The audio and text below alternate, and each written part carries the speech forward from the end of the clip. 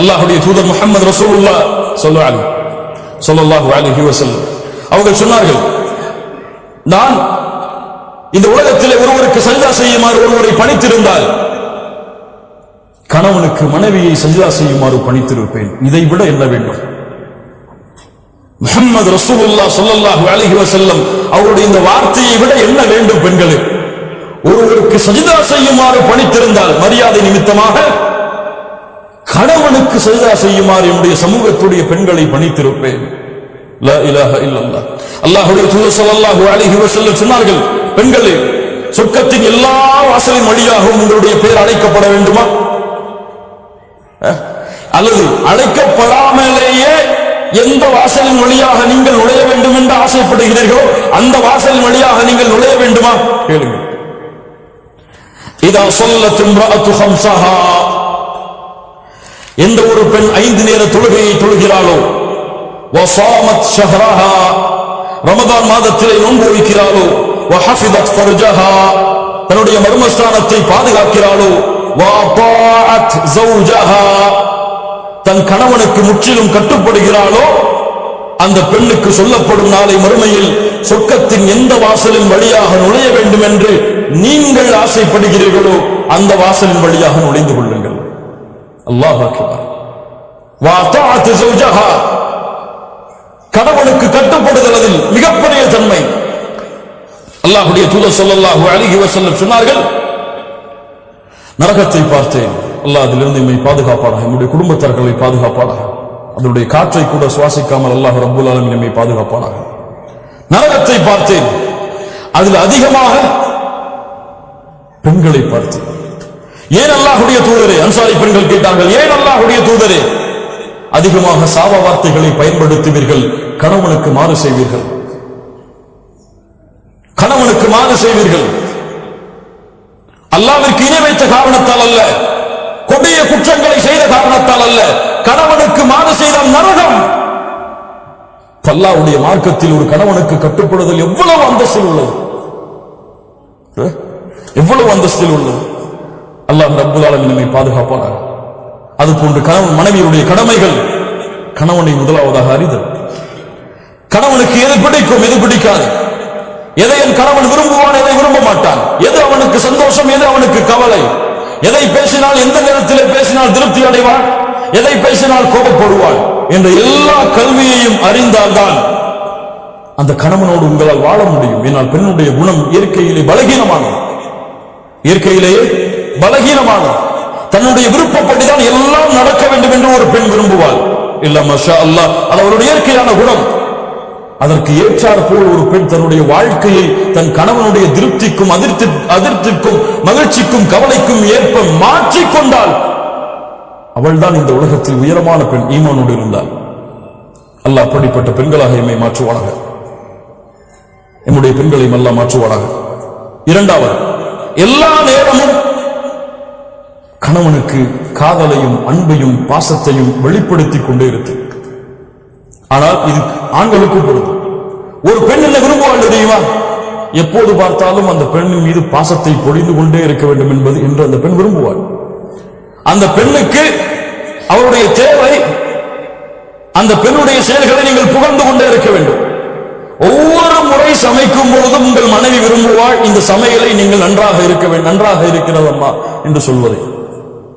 ஒவ்வொரு முறையும் தன்னை அலங்கரிக்கும் பொழுது அந்த பெண் விரும்புவாள், என்னை அழகு என்று என் கணவன் சொல்ல வேண்டும் என்று அந்த பெண் விரும்புவாள். ஒவ்வொரு முறையும் அந்த பெண்ணை நீங்கள் நேசித்தாலும், அதிகமான நேசத்தை வைத்தாலும் அதையெல்லாம் பார்க்க மாட்டால், அதை வாயால் மொழிய வேண்டும் என்று அந்த பெண் விரும்புவாள். அது அந்த பெண்ணுடைய இயற்கை குணம். அல்லாஹ் ரப்புல் ஆலமீன் அமைத்த உலக வாய்ப்பு அதுதான். அனுப்புங்கள், ஐ லவ் யூ என்று அனுப்புங்கள். தவறா? மனைவிக்கு ஐ லவ் யூ சொன்னால் தவறா? தவறா? தவறான பெண்களிடத்தில் ஐ லவ் யூ சொன்னால் தான் தவறு.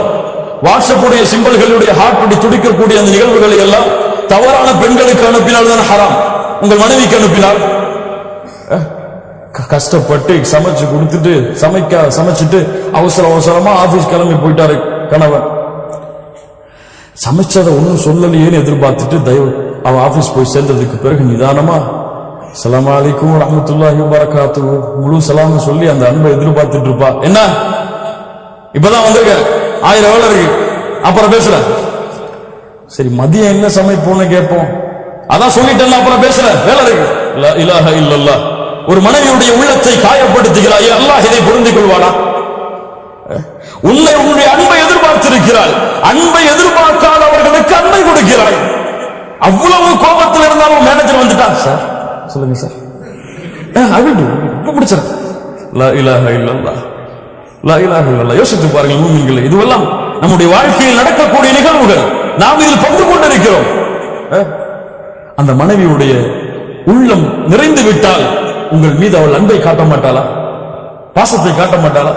அன்னைக்கு மதிய சாப்பாடு அவ்வளவு அற்புதமா இருக்கும். சொல்லி பாருங்க, கால சாப்பாடு இந்த மாதிரி நான் சாப்பிட்டது இல்லமா என் வாழ்க்கையில் சொல்லி மனைவி மதியம் அந்த சாப்பாட்டை எப்படி செய்வாங்க? காலையில போகும்போது இதெல்லாம் என்ன, ஒரு ஹோட்டல்ல போய் சாப்பிட்டு போயிருக்கலாம், நீங்க போனீங்க மதியம் உப்பு கூட இருக்காது. நைட்டு அவ்வளவு பசியில வருவீங்க, ஏதாவது குடும்பம்னு சொல்லி, அப்பதான் நமக்கு நோஞ்சி எல்லாம் முடிஞ்சு போய் கஷ்டப்பட்டு வருவோம்.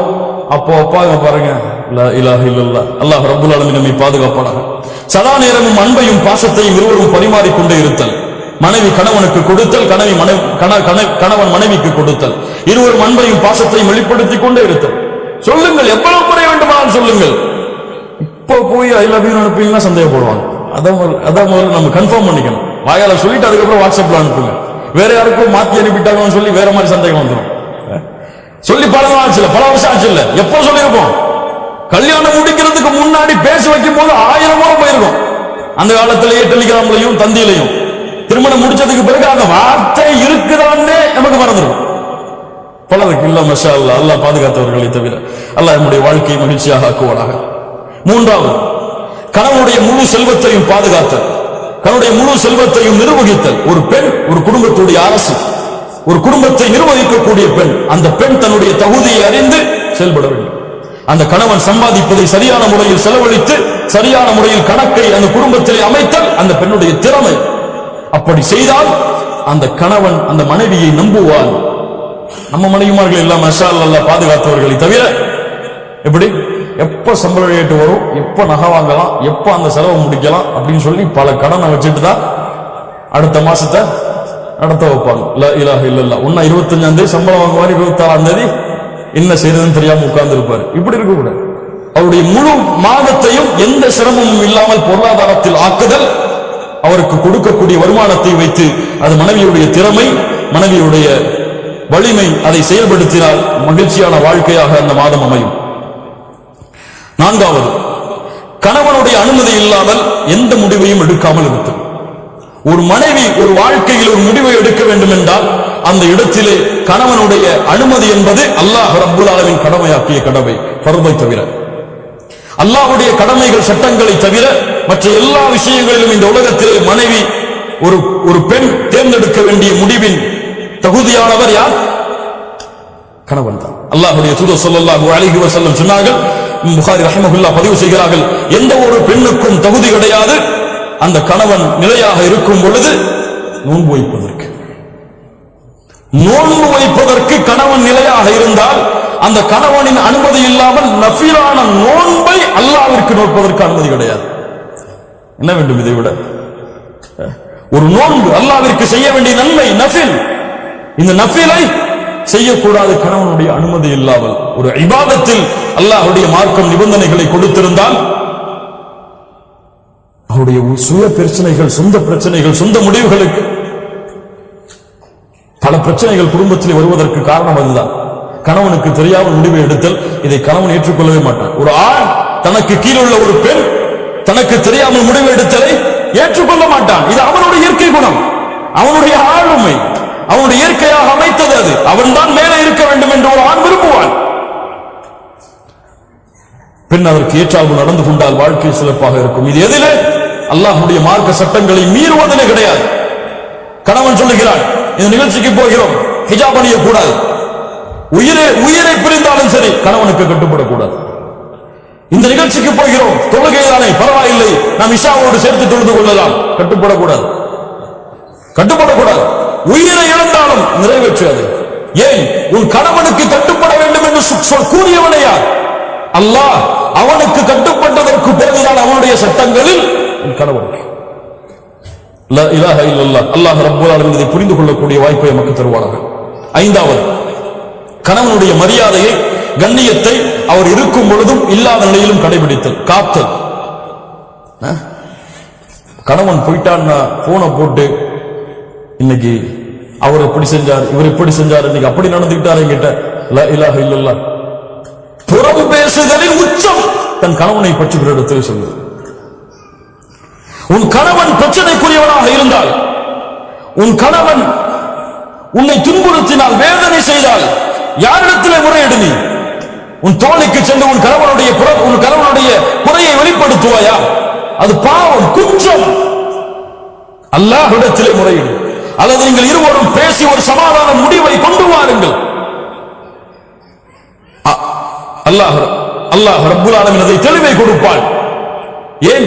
உங்களுடைய கணவனுடைய உள்ளத்தை மாற்றுவது யாரிடத்தில் இருக்கிறது?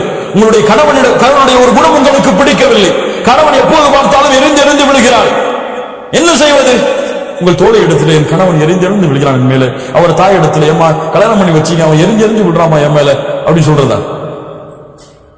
அல்லாஹ்விடத்திலே முறையீடு. அல்லாஹ்வுடைய இரண்டு விரல்களுக்கிடையே உள்ளங்கள் இருக்கிறது. அவன் நாடியவாறு மாற்றி அமைப்பான். அநீதம் இழைக்கப்பட்டால் அந்த அநீதம் செய்தவர்களுடைய பிரார்த்தனை அல்லாஹ் அங்கீகரிப்பான். உன் கணவன் உனக்கு அநீதம் இழைத்தால், உங்களுக்கு அநீதம் அழைத்தால், அல்லாஹ்விடத்திலே அந்த அநீதத்தை நீதமாக மாற்ற பிரார்த்தனை செய்யுங்கள், அல்லாஹ் மாற்றுவான். ஆறாவது, என்ன இருந்தாலும், என்ன பிரச்சனை வந்தாலும், என்ன மனதுக்கு விருப்பம் இல்லாததாக இருந்தாலும் நேரடியாக அந்த கணவனிடத்திலே திறந்த மாதிரி பேசிவிடுகிறது. ஓப்பனா சொல்லிடுறது, இதான பிரச்சனை, இதான் நமக்குள்ள சண்டை வர்றதுக்கு காரணம், இதை நம்ம திருத்திக்கிட்டா நம்ம வாழ்க்கை சிறந்ததா இருக்கும். மறைச்சு மறைச்சு மறைச்சு மறைச்சு மறைச்சு வெளிப்படையில வந்தா முகத்தை பூசிட்டு போச்சுக்கிட்டு உள்ளத்துல வந்துட்டானே அப்படின்னு நினைச்சு கொண்டு உங்களுடைய வாழ்க்கையை ஓட்டுனீங்க, உங்களுடைய வாழ்க்கை மகிழ்ச்சியான வாழ்க்கையாக இருக்காது.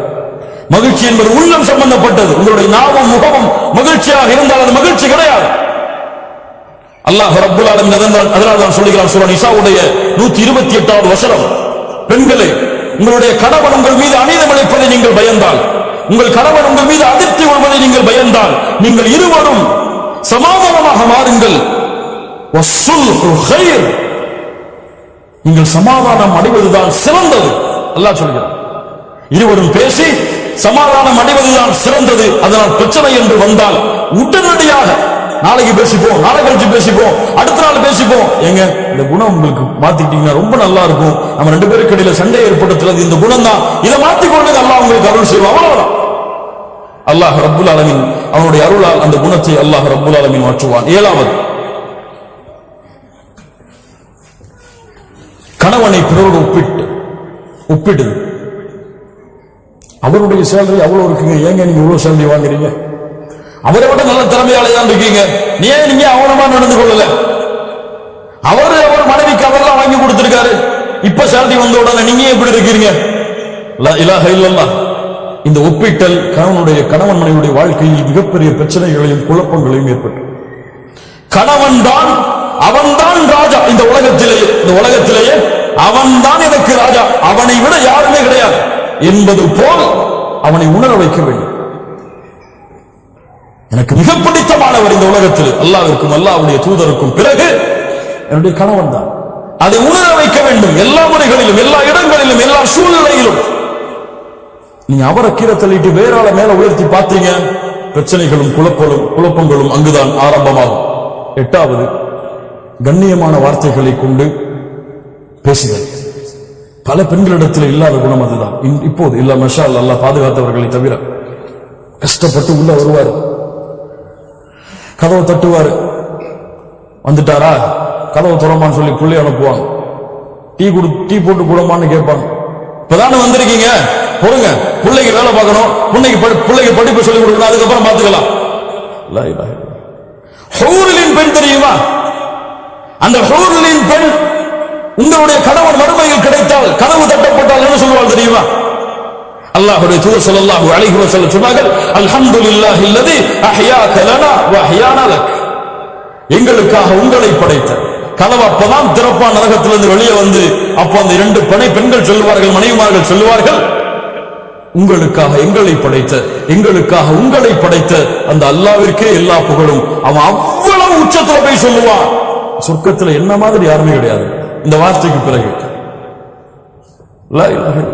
அஸ்ஸலாமு அலைக்கும் வரஹ்மத்துல்லாஹி வபரகாத்துஹு. வாங்கம்மா உட்காருங்க, என்ன வேணும், என்ன செய்யணும் உங்களுக்கு, இப்ப எப்படி இருக்குது நிலைமை, சந்தோஷமா இருக்கீங்களா? அழகிய வார்த்தைகளை கொண்டு பழகுதல், பேசுதல், அவனுடைய சூழ்நிலையை புரிந்து பழகிக் கொள்ளுதல், அவனிடத்தில் பேசுதல். 9வது, கணவனுக்கு முன்னால் சத்தங்களை உயர்த்தி பேசுதல் பாவம்.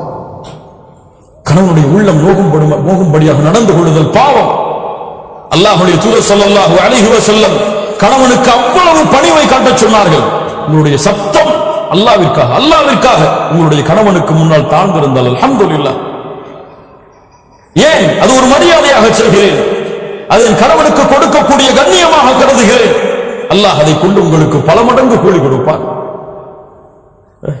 இன்னைக்கு அவங்க பேசினா வீட்டை விட்டே வெளியே ஓடிடும், அப்படி இருக்கும். இல்ல மாஷா அல்லாஹ், அல்லாஹ் பாதுகாத்தவர்களை தவிர கண்ணியத்துக்குரியவர்களே, அல்லாஹ் ரப்புல் ஆலமீன் நம்முடைய நிலைமைகளை சீர்படுத்துவாராக. இந்த 2 குடும்ப உறவுகளும் பிரிவதிலே இன்பம் காணக்கூடியவன் உங்களை விட, உங்கள் குடும்பத்தில் இருப்பவர்களை விட அல்லாஹ்வால் சபிக்கப்பட்ட இப்லீஸ். ஹதீஸ் நினைவுபடுத்திக் கொண்டு இருக்க வேண்டிய ஹதீஸ். அல்லாஹ்வுடைய தூதர் ஸல்லல்லாஹு அலைஹி வஸல்லம் சொன்னார்கள், இப்லீஸ் தன்னுடைய அரிசை சிம்மாசனத்தை கடலிலே அமைக்கிறான், தன்னுடைய படைகளை அழைப்பான், வா வரிசையா வாங்கப்பா. என்ன செஞ்சீங்க? இந்த மாதிரி அங்க போன, அவரை புறம் பேச வச்சுட்ட, போ போ. நீ என்ன செஞ்ச? போய் பேச வச்ச, போ போ. என்ன செஞ்ச? திருட வச்ச, போ போ. எல்லாம் பாவம் அடிக்க கொண்டே போவா. இப்லீஸ், நான் ஒண்ணு செஞ்ச, என்னடா செஞ்ச? என்னப்பா செஞ்ச? 2 கணவன் மனைவி சந்தோஷமா தான் இருந்தாங்க, நிம்மதியா தான் இருந்தாங்க. சின்ன வார்த்தைய மனசுக்குள்ள போட்ட, இத பேசுறா அப்படின்னு அவர் பேசினார். மனைவி பேச ஆரம்பிச்சாங்க. அவர் இவரை பத்தி பேசினார், அவங்க அம்மா அவருடைய குடும்பத்தை பத்தி பேசினார். நான் சொன்ன அவர் மட்டும்தானா? நீனும் பேசு, நீனும் பேசு, நீனும் பேசு. 2 பேரும் சந்தோஷமா இருந்தாங்க. 2 பேரையும் பிரிச்சுட்டு நான் திரும்பி சந்தோஷமா வந்துட்டேன். சைத்தான் இறங்கி, வாடா வாடா வாடா, உன்னைத்தான் எதிர்பார்த்துட்டு இருந்தேன் சொல்லி, நீதான் நிஅம, நீதான் சிறந்தவன், உயர்ந்தவன் என்று அணைத்துக் கொள்வான். வேறு சில ஹதீஸ்களில் தனக்கு பக்கத்திலே அமர வைத்துக் கொள்வான். இப்லீஸ் உங்களுக்கு இடையே நடக்கக்கூடிய சண்டையில் மகிழ்ச்சி அடைகிறான். ஏதாவது சண்டை வருதா, வந்துட்டான்டா இப்லீஸ், அஊது பில்லாஹி மினஷ் ஷைத்தானிர் ரஜீம். உள்ள போறீங்களா? பிஸ்மில்லாஹ். அல்லாஹ்வுடைய தூதர் ஸல்லல்லாஹு அலைஹி வஸல்லம் சொன்னார்கள், உங்கள் வீடுகளில் நீங்கள் நுழையும் பொழுது பிஸ்மில்லாஹ் என்று கூறி நுழைந்தால், அல்லாஹ்வுடைய பெயர் கூறி நுழைந்தால், ஷைத்தான் சொல்லுவான், இன்னைக்கு நமக்கு இங்க தங்குமிடம் கிடையாதுப்பா, வேற வீட்டை பார்த்துப்போம். அல்லாஹ்வுடைய பெயர் கூறாமல் நுழைந்தால், வாங்க வாங்க வாங்க, இங்கதான் நம்முடைய வீடு என்று எல்லாரையும் அழைத்து உள்ளே உட்கார்ந்து கொள்வான். அல்லாஹ்வுடைய பெயர் கூறாமல் சாப்பிட்டால் அன்றைய இரவு உணவும் அவனுக்கு அங்கேதான். ஷைத்தான் உங்க 2 பேருக்கு மத்தியில் இருந்தா சும்மா இருப்பானா? என்ன செய்வான்? ஷைத்தான வீட்டுக்கு வெளியிலேயே பிஸ்மில்லாஹ்னு சொல்லி அனுப்பிட்டீங்கன்னா சண்டை இருக்குமா? பிரச்சனை இருக்குமா? சச்சரவு இருக்குமா? கவலை இருக்குமா? லா இலாஹ இல்லல்லாஹ். கண்ணியமாக வாழ வேண்டிய வாழ்க்கை, மகிழ்ச்சியோடு வாழ வேண்டிய வாழ்க்கை, அன்பையும் பாசத்தையும் மாறி மாறி காட்டி இந்த உலக வாழ்க்கையுடைய அத்துணை கவலைகளையும் மறக்க வைத்து ஒரு மகிழ்ச்சியான மனிதனாக இந்த உலகத்திலே கணவனையும் மனைவியையும் ஆக்குவது இருவரின் மீதும் கடமையாக்கப்பட்ட கடமை. இன்னைக்கு பிரச்சனைகளையும், தலாக்களையும், சச்சரவுகளையும், சண்டைகளையும், அடித்தலையும், இருவரும் மாறி மாறி ஏசுதலையும் நடந்து கொண்டிருக்கிறது. இது முஸ்லிமா? இது முஸ்லிமா? சோதனை. அல்லாஹ் ரப்புல் ஆலமீன் நம்மை பாதுகாப்பாராக. கண்ணியத்துக்குரியவர்களே, அல்லாஹ் ரப்புல் ஆலமீன் சூரா அஹ்ஸாபுடைய 35வது வசனத்திலே முஸ்லிமான ஆண்கள் பெண்களுக்கு சில தன்மைகளை சொல்லுகிறான். அதை கூறி இந்த உரையை நான் முடித்துக் கொள்கிறேன். ஒரு கணவன் மனைவி எப்படி இருக்க வேண்டும்? இன்னல் முஸ்லிமீன வல் முஸ்லிமாத், அல்லாஹ்விற்கு கட்டுப்பட்ட ஆண், அல்லாஹ்விற்கு கட்டுப்பட்ட பெண், வல் முஃமினீன வல் முஃமினாத், அல்லாஹ்வை நம்பிக்கை கொண்ட ஒரு பெண், அல்லாஹ்வை நம்பிக்கை கொண்ட ஒரு ஆண், வல் கானிதீன வல் கானிதாத், அல்லாஹ்விற்கு தன்னை பணிய வைத்த ஒரு ஆண், அல்லாஹ்விற்கு தன்னை பணிய வைத்த ஒரு பெண், வஸ்ஸாதிகீன வஸ்ஸாதிகாத், அல்லாஹ்விற்கு உண்மையை பேசிய ஒரு பெண், உண்மையை பேசிய ஒரு ஆண், வஸ்ஸாபிரீன வஸ்ஸாபிராத், பொறுமையை கடைபிடித்த ஆண், பொறுமையை கடைபிடித்த பெண், வல் காஷிஈன வல் காஷிஆத், உள்ளத்தோடு, உள்ளத்துடைய அச்சத்தோடு, பணிவோடும், நேசத்தோடும் அல்லாஹ்வை பயந்த ஒரு ஆண், அல்லாஹ்வை பயந்த ஒரு பெண். வல் முத்தஸத்திகீன வல் முத்தஸத்திகாத், அல்லாஹ்வுடைய பாதையில் செலவு செய்த ஒரு ஆண், அல்லாஹ்வுடைய பாதையில் செலவு செய்த ஒரு பெண். வஸ்ஸாயிமீன வஸ்ஸாயிமாத், அல்லாஹ்வுடைய பாதையில் நோன்பை நோற்ற ஒரு ஆண், அல்லாஹ்வுடைய பாதையில் நோன்பை நோற்ற ஒரு பெண். வல் ஹாஃபிதீன ஃபுரூஜஹும் வல் ஹாஃபிதாத், தங்களுடைய கற்பை மர்மஸ்தானத்தை பாதுகாத்த ஒரு ஆண், பாதுகாத்த ஒரு பெண். வஸ்ஸாகிரீன அல்லாஹ கஸீரன் வஸ்ஸாகிராத், அல்லாஹ்வை அதிகமாக நினைவு கூர்ந்த ஒரு ஆண், அல்லாஹ்வை அதிகமாக நினைவு கூர்ந்த ஒரு பெண். இவர்களுக்கெல்லாம் அல்லாஹ் ரப்புல் ஆலமீன் பாவ மன்னிப்பையும் மிகப்பெரிய கூலியான யானி அல் ஜன்னா அதையும் அல்லாஹ் வைத்திருக்கிறான். இந்த தன்மைகளுடைய பெண்களாக, ஆண்களாக நாம் மாறுவோம். அல்லாஹ் நம்முடைய வாழ்க்கையை சிறந்த வாழ்க்கையாக ஆக்குவான். கண்ணியத்துக்குரியவர்களை, மிக முக்கியமாக ஒரு கணவன், ஒரு மனைவி விரும்பக்கூடிய மிக முக்கியமான தன்மை, இந்த மனைவி எனக்கு மட்டுமே உரித்தானவளாக இருக்க வேண்டும். இவள் சொல், இவள் அழகு, இவள் உரிமை, இவளுடைய கண்ணியம், இவள் கொடுக்கக்கூடிய மரியாதை எனக்கு மட்டுமே கணவன் விரும்புவான், மனைவி விரும்புவாள். இந்த கணவன் எனக்கு மட்டுமே, இவன் பேச்சு, இவன் நடை, இவனுடைய உடை, இவனுடைய கண்ணியம், இவனுடைய மரியாதை, பாசம், நேசம் எனக்கு மட்டுமே. இரு உறவுகளும் அல்லாஹ்வை பயந்து, அல்லாஹ்வை அஞ்சிக் கொண்டு தூய்மையாக இந்த உலகத்திலே வாழ்ந்தால், அல்லாஹ்வை பயந்து இந்த உலகத்திலே, தன் உலகத்திலே அழகு என்பது யாரும் இல்லை என் மனைவியை தவிர, அழகன் என்பவன் யாரும் இல்லை என்னுடைய கணவனை தவிர, இந்த உலகத்திலே எனக்கு தகுதியானவன், அவன் எதில் குறைந்திருந்தாலும் என்னிடத்திலே மேன்மையானவன் அவனை தவிர யாரும் இல்லை என் கணவன் என்று இரண்டு உறவுகளையும் புரிந்து இந்த பூமியிலே வாழ்ந்தால் மகிழ்ச்சியான வாழ்க்கையை அல்லாஹ் ஏற்படுத்துவான். மகிழ்ச்சியான வாழ்க்கையை நாம் ஏற்படுத்த முடியாது, மகிழ்ச்சியான வாழ்க்கையை நாம் உருவாக்க முடியாது. நாம் முயற்சிக்கலாம், அந்த முயற்சியை நிறைவேற்றுபவன் அல்லாஹ். அல்லாஹ்விடத்திலே அதற்காக பிரார்த்தனை செய்யுங்கள். செய்த பாவங்களுக்கும் குற்றங்களுக்கும், இருவரும் செய்த உறவுகளிலே செய்த நோவினைகளுக்கும் குறைகளுக்கும் அல்லாஹ்விடத்திலே தௌபா செய்து, யா அல்லாஹ், எங்களுடைய வாழ்க்கை மகிழ்ச்சியான வாழ்க்கையாக ஆக்குவாயாக. இந்த உலகத்திலே எப்படி கணவன் மனைவியாக குடும்பமாக இந்த உலகத்திலே வாழ்கிறோமோ, இது போன்று நாளை மறுமையிலும் சொர்க்கத்திலும் வாழக்கூடிய வாய்ப்பை எங்களுக்கு கொடுப்பாயாக. எங்களுடைய பிள்ளைகளை சாலிஹான பெண் பிள்ளைகளாக வளர்த்து அவர்களை இந்த மார்க்கத்திற்கு பயன் தரக்கூடிய பிள்ளைகளாக ஆக்கி அவர்கள் எங்களை சொர்க்கத்திலே அழைத்துச் செல்லக்கூடிய கருவியாக மாற்றுவதற்கு அல்லாஹ் எங்களுக்கு உதவி செய்வாயாக என்ற பிரார்த்தனைகளோடு, பாவ மன்னிப்போடு, தௌபாவோடு, எல்லாரும் இந்த விஷயத்தில் ஏதாவது ஒரு வகையில் பாவம் செய்கிறோம். அப்படித்தானே?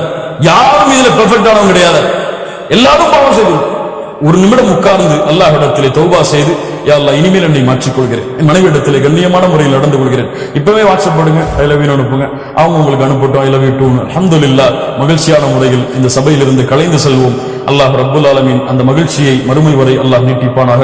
நாளை மறுமையிலும் சொர்க்கத்திலும் அல்லாஹ் அந்த மகிழ்ச்சியை பன்மடங்காக ஆக்கி அல்லாஹ் மறுமையிலும் குடும்பங்களோடு வாழக்கூடிய வாய்ப்பை கொடுப்பானாக. அல்லாஹ் ரப்புல் ஆலமீன் எப்படி இந்த இடத்திலே என்னையும் உங்களையும் அவனுடைய அருளால் ஒன்று முட்டினானோ, அது போன்று அல்லாஹ் ரப்புல் ஆலமீன் நம்மை ஜன்னத்துல் ஃபிர்தௌஸிலே, அதிலும் குறிப்பாக அல்லாஹ்வுடைய தூதர் முஹம்மது ரசூலுல்லாஹ் ஸல்லல்லாஹு அலைஹி வஸல்லம் அவர்களோடும் அவர்களுடைய குடும்பத்தார்களோடும் அல்லாஹ் என்னையும் உங்களையும் உலக முஸ்லிம்களையும் ஒன்று கூட்டுவானாக. இவ்வளவு சிரமத்திற்கு பிறகும், இவ்வளவு பெரிய தூரத்திற்கு பிறகும் அழைப்பை ஏற்று மார்க்கத்திற்காக, மார்க்க பணிக்காக, மார்க்க இல்மிற்காக தேடி வந்த உங்கள் அனைவருக்கும் அல்லாஹ் ரப்புல் ஆலமீன் சொர்க்கத்தையும் அவனுடைய அருளையும் அல்லாஹ் கூலியாக கொடுப்பானாக. நம்முடைய குடும்ப வாழ்க்கையை அல்லாஹ் சீரமைப்பானாக. அகூலு கௌலி ஹாதா அஸ்தக்ஃபிருல்லாஹ லீ வ லக்கும். ஸலாமு அலைக்கும் வ ரஹ்மத்துல்லாஹி